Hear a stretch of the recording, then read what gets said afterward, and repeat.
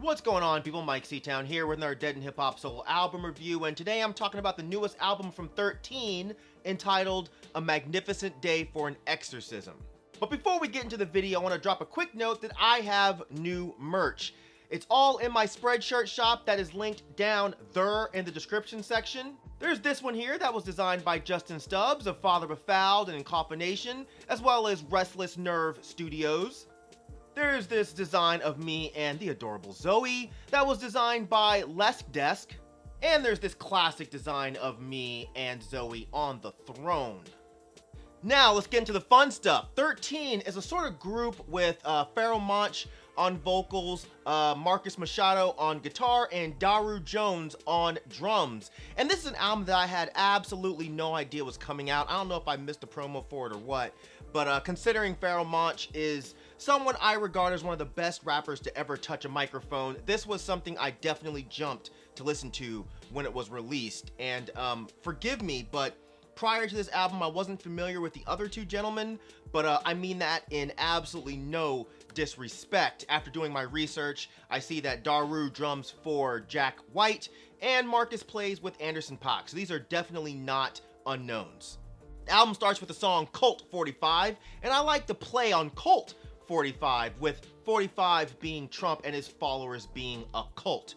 And immediately, this is not at all what I was expecting. I knew that this was a hip-hop album with live instrumentation, but the way that they're laying this out is very, very different from your standard rap rock kind of album. The instrumentation here is actually gorgeous. It's not overdone, but there's drums, there's bass guitars, there's horns.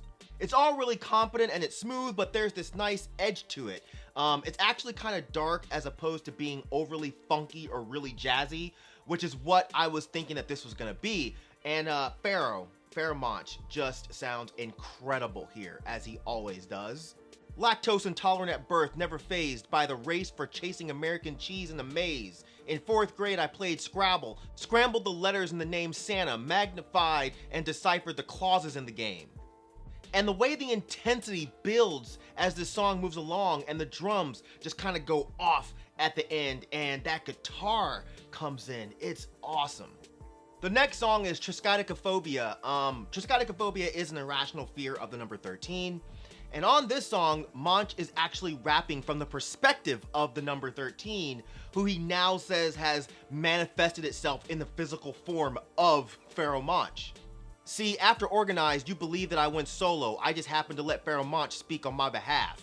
Organized Confusion has a song called 13, so yeah, this song is an absolute mindfuck, but the second verse just reinforces why Monch is one of the absolute greatest of all time. Not going in order intentionally, but I gotta talk about the song The Magician. This song is closer to what I expected this album to be. The instrumentation is a bit more up-tempo, lots of guitars, and the drums kind of going off again.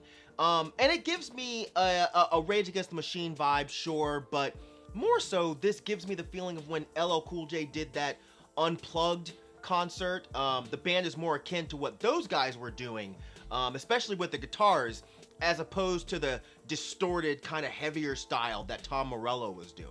But this song is just too fucking good. Monch is approaching the subject of a school shooting stemming from constant bullying, and he does it in such a unique way, and his rhymes and flows here, they're just so nasty. What he displays here is something I tend to criticize MCs for when it comes to doing the double time flow. I feel like sometimes those guys say a whole lot of nothing when they do it, but not Monch. Everything still goes with the song and the lyrics are all still there, and the way he chops up the double time flow with his standard flow is just really, really dope on that second verse when the character in the story is actually doing the shooting. It's just crazy. Still going in order, sorry, but the song 666, parentheses 3 6-word stories, is just too dope not to talk about. First off, I love how they flip Hand of Doom by Black Sabbath. They do it in such a dope way. And a lot of rappers could rap over this instrumental and it would come off as like fake evil or kind of silly, but these guys find a way to make the instrumental sound fresh and new while still giving folks who love the original song a nod. And it's brilliant to me, to be honest. And what's also brilliant is Monch's rapping on this song. It's such a brilliant take on Hemingway's idea of a 6-word story, and if you're not familiar with that, you should look it up. It's this idea of telling a story in no more than 6 words. The most famous one, I think, is For Sale, Baby Shoes Never Worn. But yeah, Pharoahe does the exact same type of thing at the end of this song when he says, "I breathe like oxygen is expensive. Don't be offended, I am defensive. I love you, take care, intensive." But I gotta mention this bar because it's too good to pass over. When you travel back through time, you will lose 24 hours for every hour you remain in the past committed. I will complete a perfect Final Four bracket, water the roses on your grave, and then criticize that weak shit you're about to say before you fix your mouth to spit it. Oh, God. And the line about throwing up a middle finger to the future of these young thugs. Future, young thug. Monch is just amazing.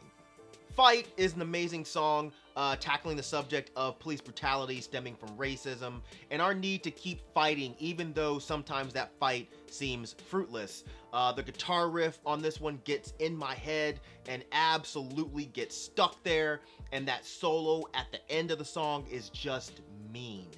And hearing Be Real on this song was great, man. He fit in perfectly, and I believe that's also Send Dog on the hook. Kill 'Em All Again is a great song with a nice hard rock backdrop, another beat that a lesser MC may not be able to make work, but it comes across as so dope here. Monch simply floats over this instrumental. His flow patterns are so creative here, and the song is simply undeniable. And I really like how he uses his singing voice on this song as well. The Exorcist also has a great backdrop that's very dark and sinister with this great Sabbath-esque guitar riff, and I absolutely love the hook on this one. I'm not sure who that is singing. It doesn't sound like Monch, but at any rate, it sounds so good over this instrumental. And I love how it's followed by the song Amnesia, which mellows it out instrumentally, but the lyrics are this touching account of a person plagued by memory loss. And at first, I thought this was a song from the perspective of an older man who may have dementia, but on further listens, it seems to be from the perspective of a soldier who may have suffered some sort of injury that's causing him to lose pieces of his memory. And maybe the "I love you" in the chorus is directed at the loved one who he left to go off to war. Let me know what you guys think about that in the comment section down there. But speaking of the hook, Monch's singing voice here, it sounds lovely, you know? It really drives the theme of the song home. And what really puts the cap on it is the incredibly soulful guitar lead at the end. It's absolutely beautiful. And that closer, Kill, Kill, Kill. Man, that frantic instrumental, Monch's rapping and his singing, that amazingly sung ending from Smithsonian that gives me chilling Stevie Wonder vibes. This song is amazing, and it's just a perfect ending to this album.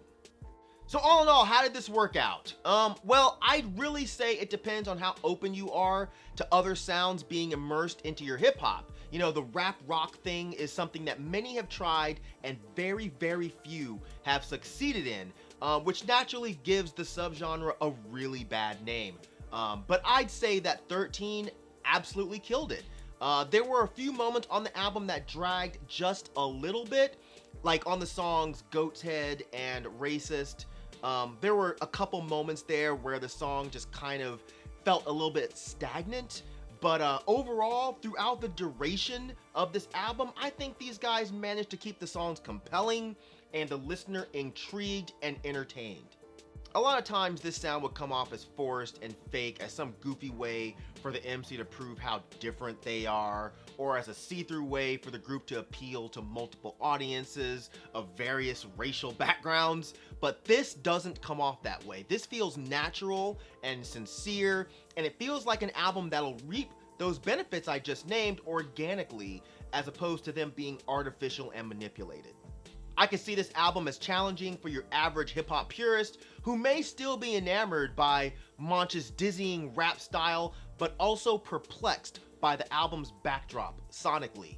But for me, this was an absolute triumph. In the year 2021, an album like this has absolutely no right to work, let alone having the right to be this fucking good. But here we are. You know, Pharoahe Monch reinforces why he's an absolutely dangerous MC. And I mentioned how I wasn't familiar with Marcus Machado or Daru Jones prior to this album, but I'm walking away with the utmost respect for both of these guys.